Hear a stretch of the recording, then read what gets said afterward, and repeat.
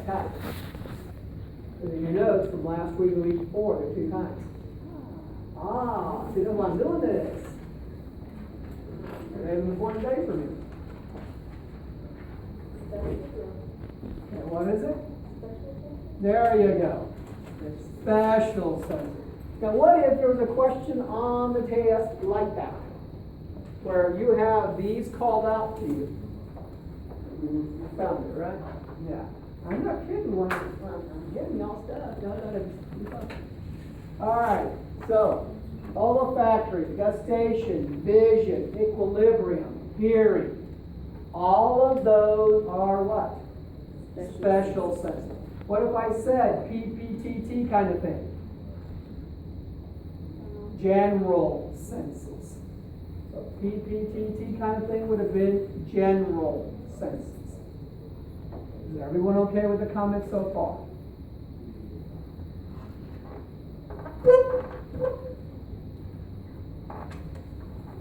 Okay, so this is special senses.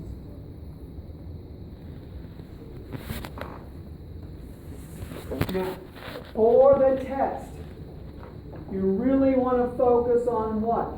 The eye and the ear. And that's why I gave you a video for them. For the department exam, if you just watch my videos, or video, it could be one now, because I compressed them.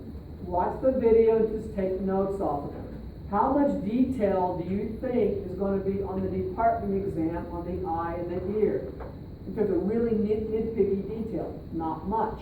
Why? Because it's a cumulative test, right? It's comprehensive. So I can't be nitty-gritty on that department exam on the eye and the ear.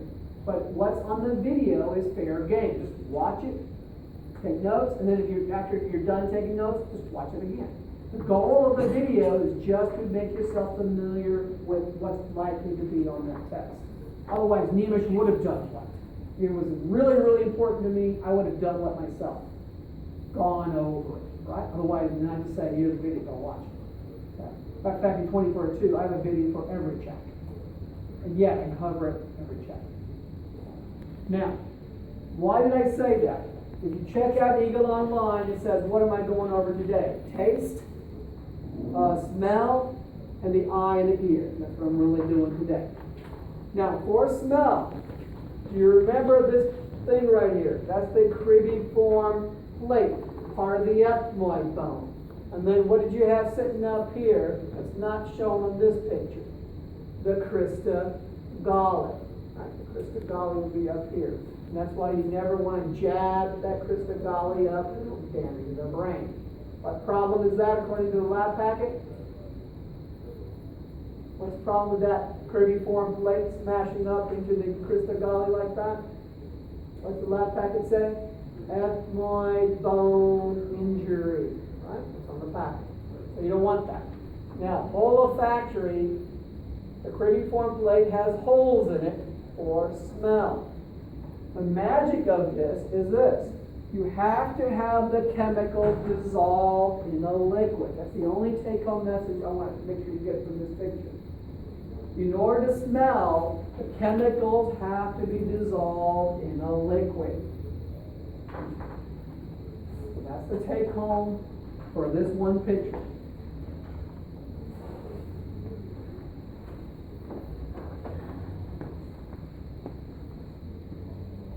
Okay, do check out Eagle Online. Very, very important content.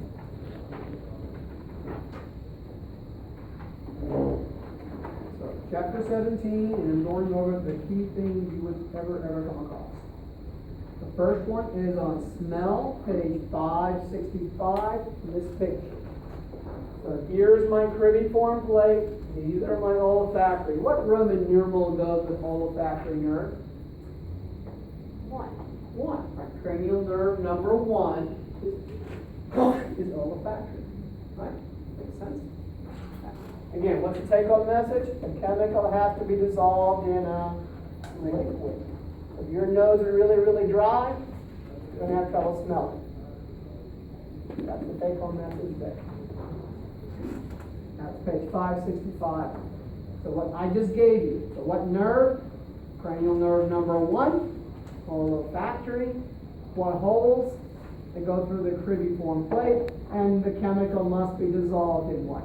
Liquid. A liquid. That's it. That's all I care for from this picture. Okay, we're okay with the count. What nerve? Cranial nerve number 1. Go through the cribriform plate, and it needs the chemical to be dissolved in a liquid. That's all I care for. That's anything and everything that anyone would ask. Next slide. Don't care.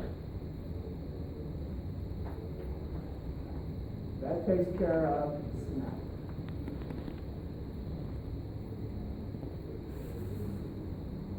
Right, now we go to taste. So we're going to go tasting. Now, I'm going to put up a picture.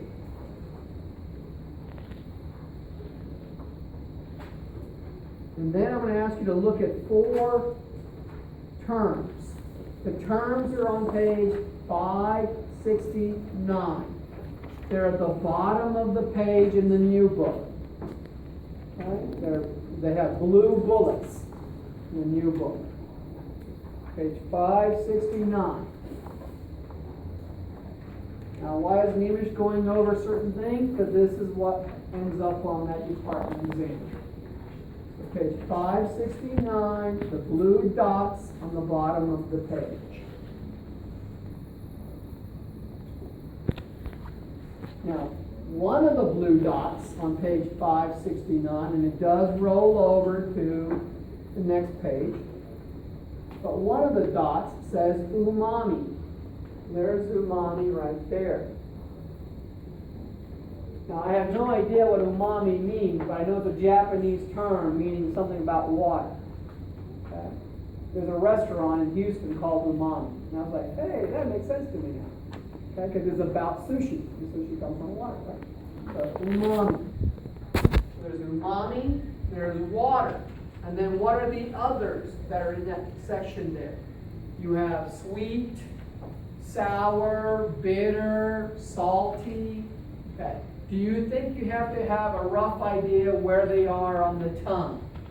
That's what the department exam is likely to ask. Okay. So where's water and umami? Way back here. Make sure you have an idea of where the others are. So salt, sweet, bitter, sour. Have a rough idea of where they are. And that's on page 569. 569, likely to have that information. And by the way, I looked at the test again. So I must be going over stuff that I saw. Alright, is everyone alright with that information? That's on the tongue. Now, this slide that I passed up, there's my 4 tastes: sweet, salty, sour, bitter. Make sure you know where they are on the tongue. So sweet, salty, sour, bitter. You know where they are on the tongue. And then this was the other term I was on a moment ago. Where's my red face? I don't know why, but you're likely to get a question. One question might come for, do you recognize these 4? So if you get a question, you're likely to see, you recognize these 4. Filiform, fungiform, velate, and foliate.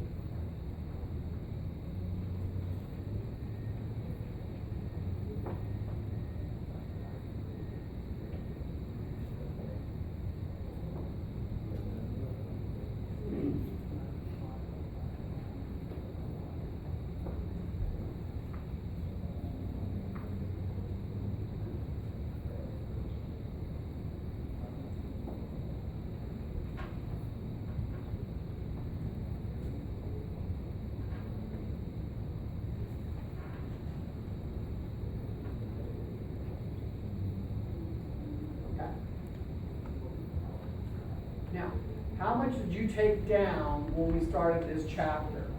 How much did you take down? 1 page, half a page? What you got so far? What if I told you that what you have written down so far accounts for maybe 1 question on taste and one question on smell. So you can write that down somewhere as a, hey, how much do I need to know this? Kind of thing. So one question on taste, one question on smell. So you know for a fact that that's not going to be a high priority thing. And so you saw one question likely on taste and one question on smell. That's all she wrote when it comes to those two things.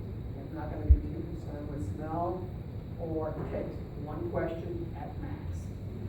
Now,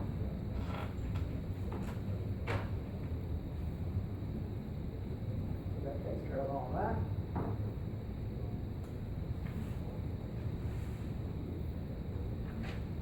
And now comes I. Now my goal today is to make sure you have knowledge about the I. Now, is this nimish repeated again for me?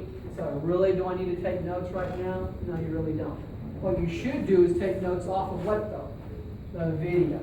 So make sure you take notes off the video. Now, the kind of questions that you should be able to answer, and I'm going to go picture by picture this time. Do you know what the white part of the eye is called? The white part of the eye is called sclera. You should know that. So what I'm now giving you is sort of like a terms list. Hey, I better know these terms. So you finished smell, you finished taste, now we're on the eye, and you definitely need to know what sclera is. That's how I would do my terms list. You should know the pupil. That's an opening. So pupil.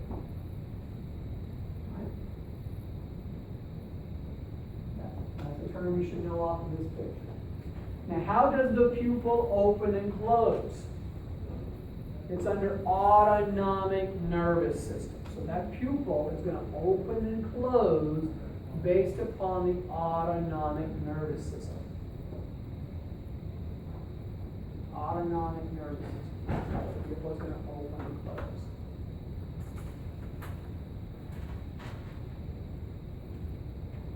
So does that mean sympathetic, parasympathetic, blah, blah, blah, blah? That's exactly what it means. Now, how do you think that pupil opens and closes? Muscles. So there are muscles that actually open and close that pupil. Where are those muscles found? They're found in the iris of the eye. So the iris has your muscles. The iris has the muscles that open and close the pupil. The iris has the muscles that open and close the pupil. So are those muscles hidden? Like Well, not the muscle itself, okay. but the muscles are embedded in all of this. Now, she asked about pigment because the iris is colored. So if you're old blue eyes, who's old blue eyes? Frank Sinatra, right. That's why I want to make sure some of you do that now. Old blue eyes is Frank Sinatra. Well, that's how that works. The colored part of your eye is the iris, but it also has muscles that open and close the pupil. Okay? That's the big take-home message of this picture. Karen? I don't care for this list right now. It's on the video, but I do want to go over the general picture of this. I don't care for all these terms. Only what the video mentions, go with that. I'm giving you an overview. Here is your tear gland. What kind of gland is that? That'd be a good question if I put that on the lab exam, which I won't, but if I did. What kind of gland is that? A tear gland is an exocrine gland. Right? Exocrine gland. And because it's exocrine, it travels by way of what? Ducts. And these are now labeled as what? Ducts. See how all that falls into place now? Tear gland being exocrine, tear ducts. What do you think tears do? They wash the eye. They keep all the eye clear of debris. They wash the eye. Like windshield wiper fluid kind of thing. So it's always, every time you blink, it's washing your eye. Now, we have two holes here. And these holes, singular is called punctum. Plural would be called puncta. Now, you never want to plug up those holes. Now, Junior, spoiled Junior, I got his cheap watch. I actually took the links out for him in the garage, laboring. So I could make the links out. Now I put too many out. That's tight.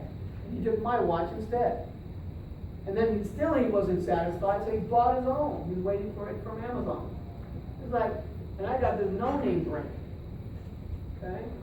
Now, I'm giving you that because he's a spoiled little boy. And he comes out of the store, and he has tears rolling down his eyes. It's like here I am with a little bag of toys, and he has tears rolling out. Well, when he was born, he had a problem. The problem was, and it's a true story, these holes in one of his eyes is plugged up. So all of our outdoor pictures have him like this. And now I know how to do Photoshop Puppet Tool, so I move that hand out of the way. But before I knew how to do Puppet Tool in Photoshop, all of our family pictures are like this. Matter of fact, I even bought him transitions because the sunlight makes his eyes water. And where do all the tears go? Well, they can't go down these holes, so they just flush the eye and roll down his cheek. And so when he's outdoors, he has watery eyes that run down his cheeks, thinking that he's crying or overjoyed. Either way. All right? So does that make sense? And what's supposed to happen is that your tears go down these holes, down into the nose, and that's why a watery eye results in a runny nose. So are your eyes and your nose connected with each other? Yes. That's the story to keep in mind here. All right? That takes care of this picture. Again, go with the video, but I gave you a nutshell.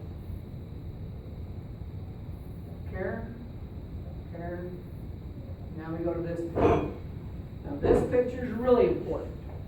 First of all, for the eye, whatever the retina sees, you see. Write that phrase down somewhere. So whatever the retina sees, you see.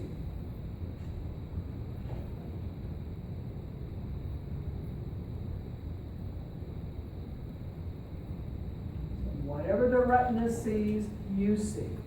Now what does that mean?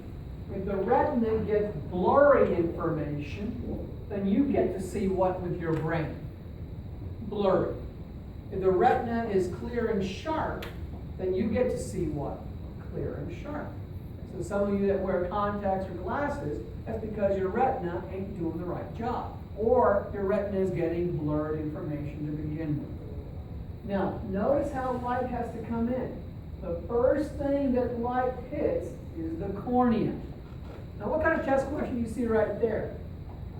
Somewhere you're going to have to know the order in which light comes into your eyeball. Does that sound like a good sequence question on a multiple choice test? Which of these sequences is correct? Right? Sounds like that. So the first thing that's going to happen is light has to hit the cornea. Now the cornea is transplantable. That means you can get somebody else's cornea. Not a good move, but you can get somebody else's cornea. Now that cornea accounts for 75% of the bending of light.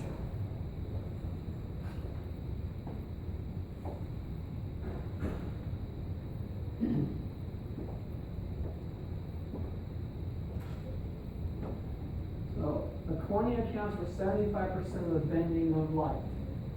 Now what's that bending of light called? That'd be a good test question on that department exam. What was that? Refraction. That's right. The bending of light is called refraction. That'd be a good test question. Now, what if you have dings and dents on the cornea? Then what's your problem? Astigmatism. So people that have to wear special glasses or toric contact lens, they're not the $99 contact lens, by the way. Okay, I learned 3 times the hard way. In the bathroom in the morning, I stepped on something. And that was the contact lens from the day before on the floor. And those toric lenses are not cheap, they're 200 something plus. And now you can see I like these because in the morning this is a whole lot safer than to hear something on the floor in the morning that you stepped on, and there goes your 200 bucks right there. It happened 3 times. I said, no, this is not for me. I am also not the good guy that goes like this and watches it go down the drain. So I gave that up. Now, why am I giving that example? Astigmatism has to do with the dings and dents on the cornea. That is my only major issue. My prescription is better than most of you. And I can brag about that every day. Because Junior has the same prescription as I do. And I'm thinking to him, you got a problem. You inherited from the other side of the family. Because my side of the family is not too bad. My prescription is -2, -1. Can you beat that? Especially some of you hide behind contact lenses right now. Okay? You know that some of you have a -3 or a -4. Okay? Some of you do, don't have to say who. Some of you got -3, -4. A lot of people now have problems with the cornea because of computers, the iPads, all that's making your vision bad. Junior does it. I say, hey, lights out, go to bed. And what does he do? He takes his little blankie and his little phone, and he's on his little phone all, and then the next day, I can't see well outside. Well, there's a reason why. So cornea has to do with the dings and dents resulting in astigmatism. So light has to come in and is focused from the cornea onto the lens. So the cornea will focus the light onto the lens. So you see a pattern already. Light bent by cornea, focused onto the lens. The lens is crystal clear, like a little wicked witch and a little crystal ball. The lens is supposed to be clear. Now when the lens gets cloudy, then what's the problem? Cataracts. And usually older people get it, or those who like to look at the sun too much. So cataracts are when the lens gets cloudy. My dad's got his replaced. My mom got one replaced, and it didn't work out so well. But cataracts are when the lens gets cloudy. And it shouldn't, but it does. So that's a lens problem. So the lens accounts for 25% of that bending power.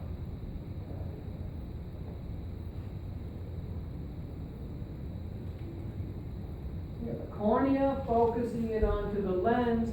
The lens is then going to focus it onto the retina.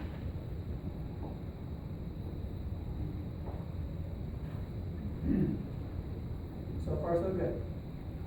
Now, there's 2 liquids that play a role here. There's a liquid in this area. It extends up to here. This liquid is called aqueous humor. The word humor, H-U-M-O-R, means liquid.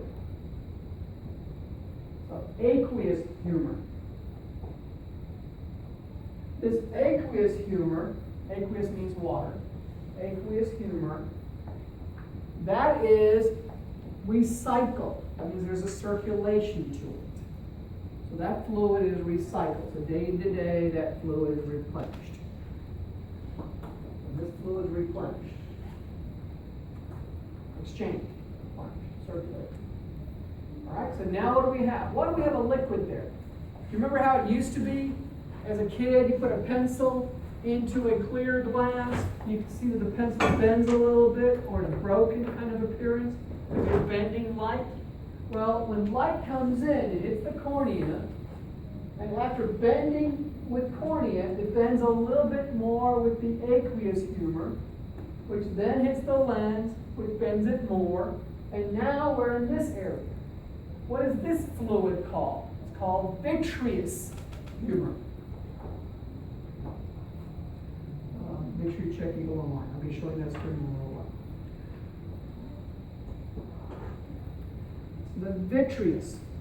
Now, a lot of you, when you go places, you're not very observant. I've already noticed. Maybe it's just something that you've built over time. But have you ever seen vitreous? Where do you see that word vitreous? There's two places you'll see it. One of them, you have to be a guy to figure that one out. And the other one, you probably, unless you really know. If you have a pedestal sink in the bathroom, a pedestal style, you look underneath that pedestal sink, it'll say vitreous. Or, you know that place where little kids just keep missing in the bathroom? Okay? Between the bowl and the tank? The part that is really dirty to clean? Right there, check it out. Some of them will say vitreous. Vitreous means glass. So that vitreous humor is glass-like. It's clear. This is glass-like, clear fluid. Now that fluid is not recycled. What you got is what you got. What you got is what you got. That's vitreous humor. And then again, what's the last thing that we want to get the image onto? On the retina. So what kind of test question do you see right there? I see a good test question. What is the pathway? So what's the pathway going to be? Hitting the cornea, then what liquid? Aqueous humor, then what? Lens, and then what? Vitreous, and then what? Retina. Does that sound like a good test question there? The pathway of light? That sounds like a good test question.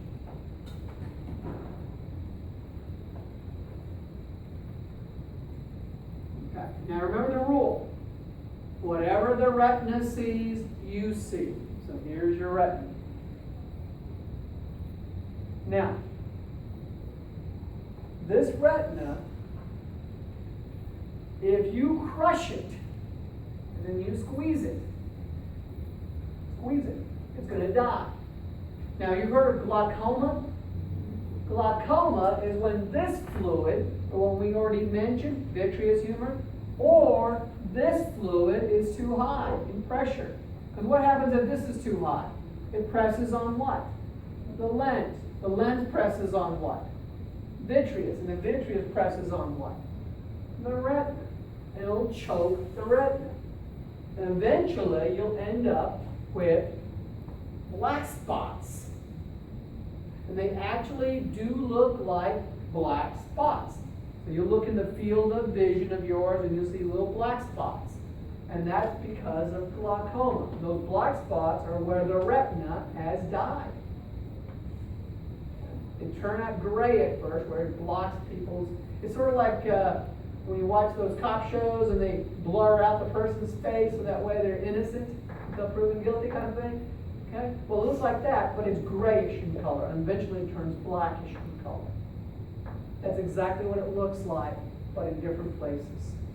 That's not good. So eventually leads to blindness. That would be glaucoma. Do you think those diseases might show up on the department exam? So cataract is one, glaucoma is one, and these are all mentioned on the video. Now, have you seen that word before? Wow, you saw this word before. Choroid plexus. So what do you think this word is? It's a blob of blood vessels. If choroid plexus was a blob of blood vessels in the ventricle of the brain, well, this is a choroid, a blob of blood vessels that nourishes who? Nourishes the retina. Should you ever have those two part ways? Should the retina and the choroid ever separate? No. What do we call it when that happens? Retina detachment. And you hear that about old people as well. My father-in-law had that. Retina detachment. So retina detachment is the retina and the choroid separate. And you go blind. So the choroid nourishes the retina.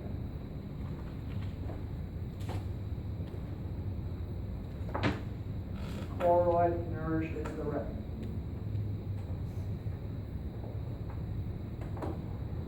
draw a line when you're done. Now, along this entire retina are photoreceptors right back there.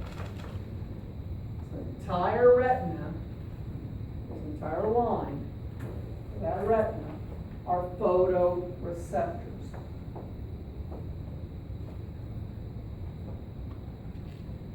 Where I have the most photoreceptors is here, at the fovea. Some people call it central fovea. That's what you might hear me say in the video. Central fovea or fovea. That's where most of the photoreceptors are. Now, why is that? Check this out.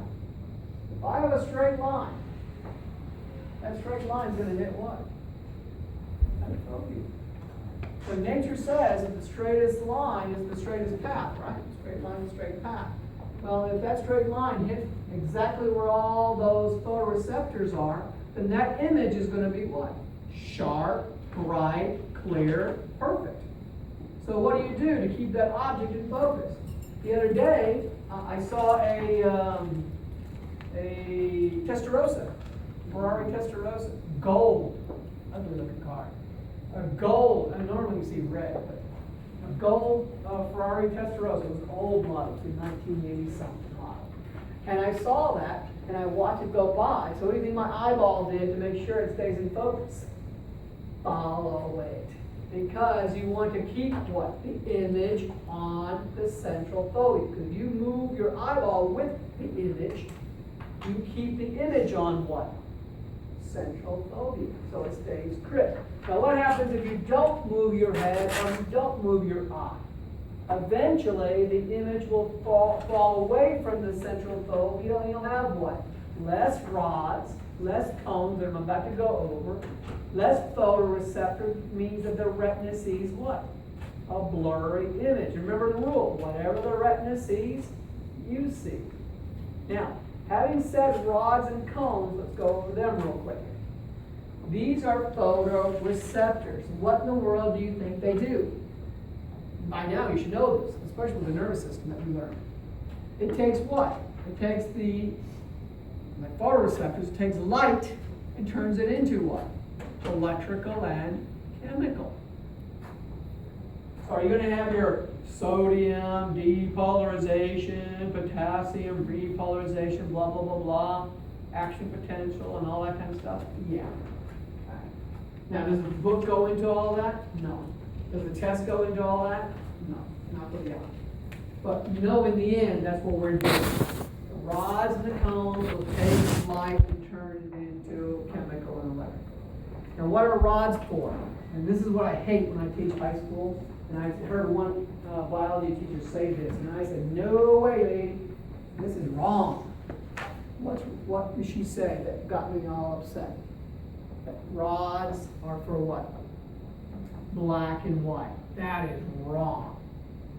Rods are for contrast, shades of gray. Shades of gray.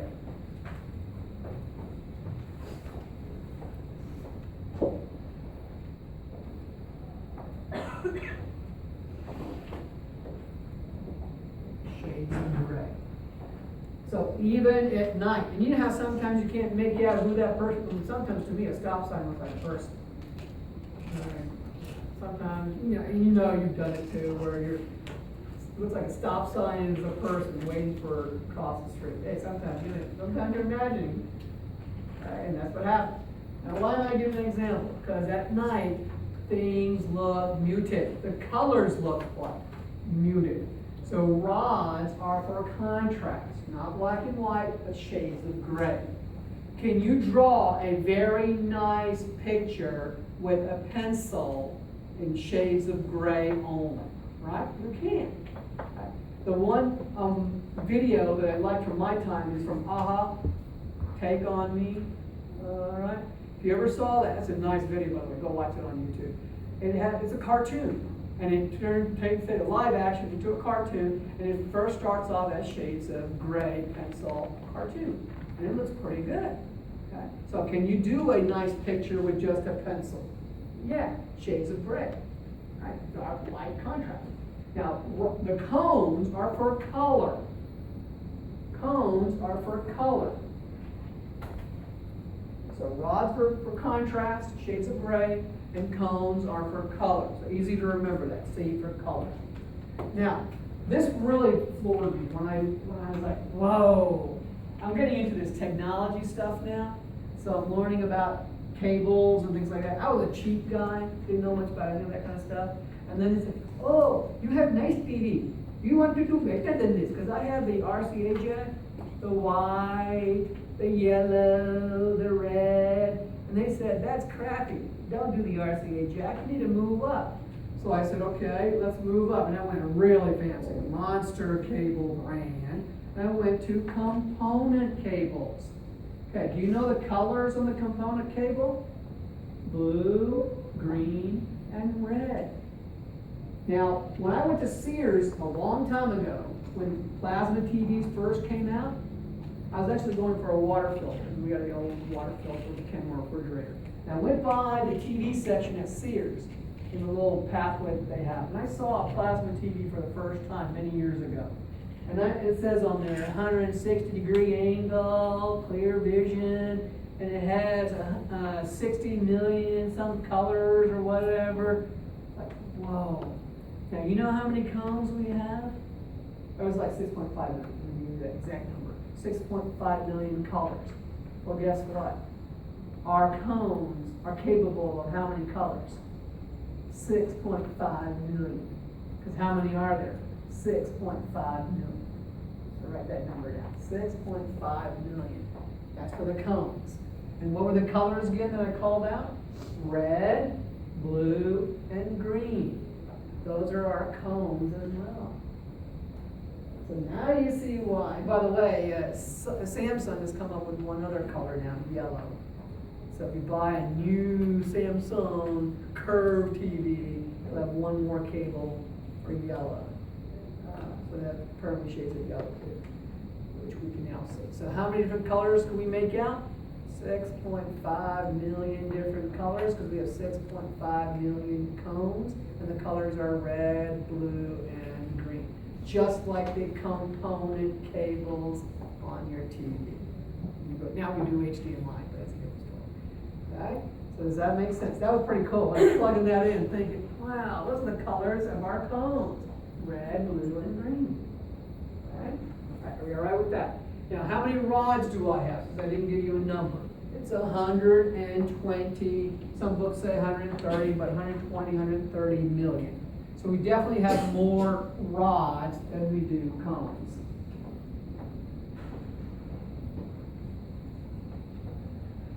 Okay,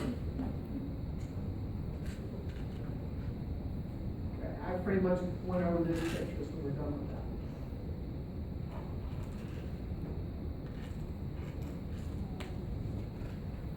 I've already given you this story on the iris. Already told you about sympathetic, parasympathetic. That's your autonomic nervous system. I gave you that.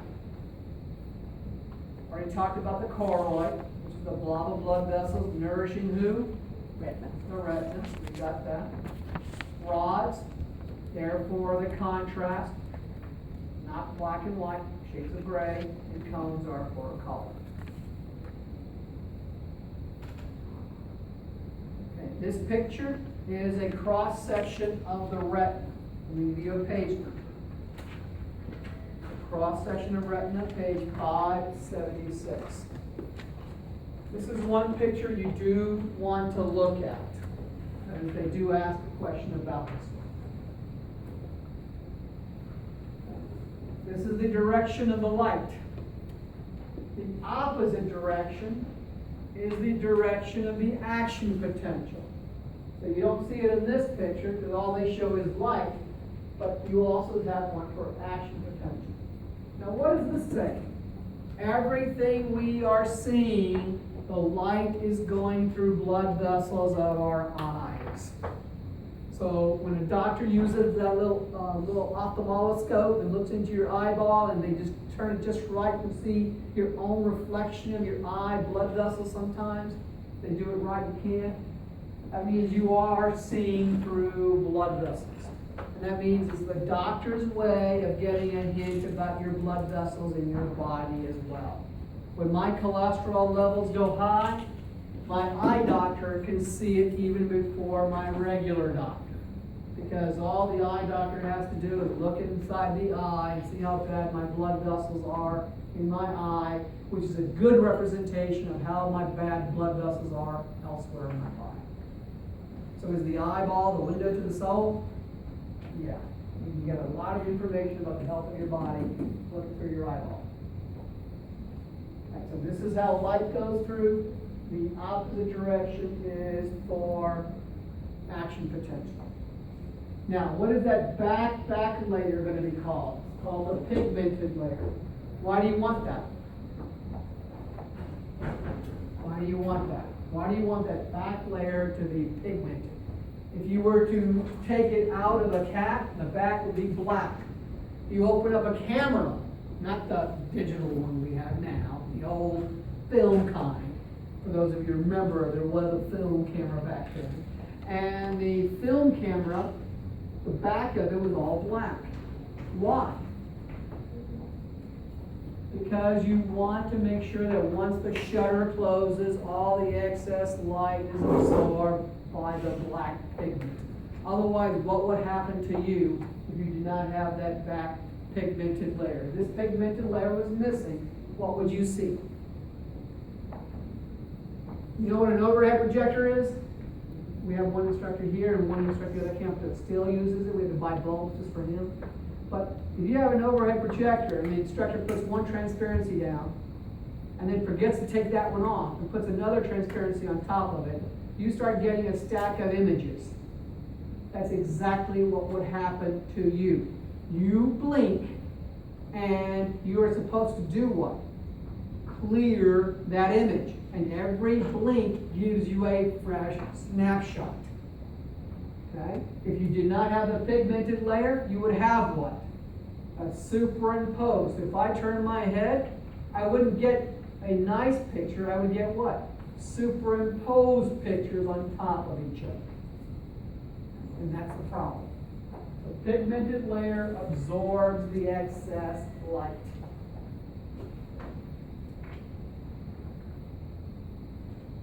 Absorbs the excess light.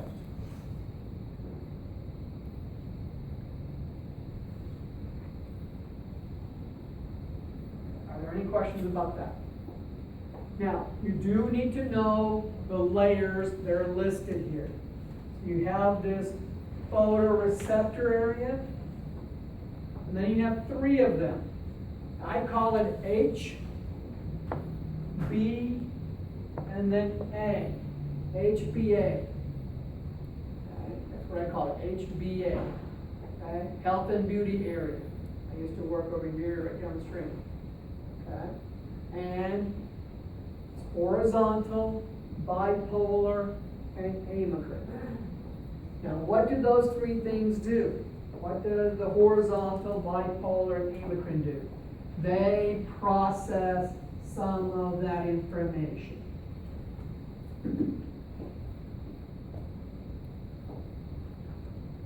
Now, what does that sentence mean, that it processes some of that information? That means whatever you really see, and remember I say what you see is part of that retina, right? That means you have already processed it even before sending it to who? This is where the optic nerve will be.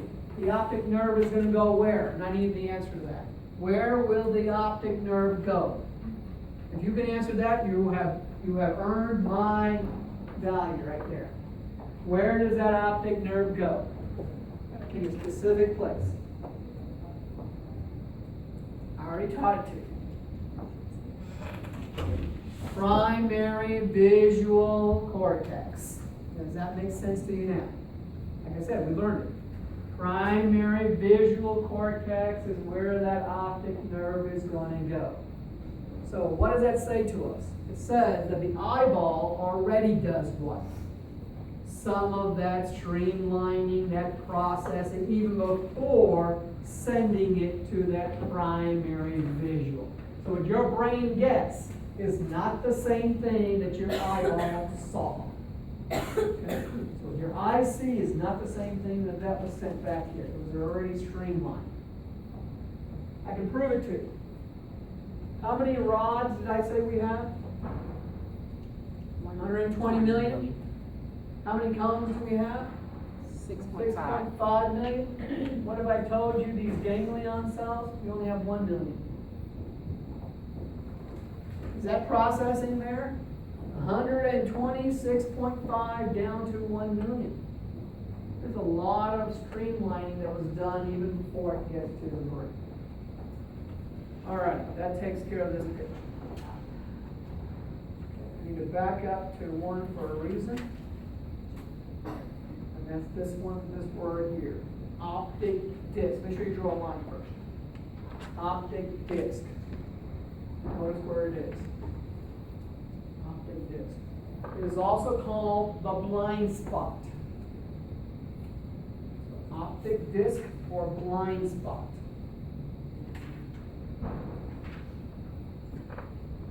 Now, why is it called blind spot or optic disc right here?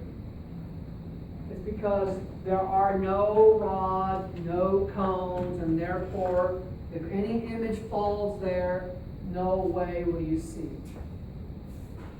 So that sounds like a good test question. So what's unique about the blind spot?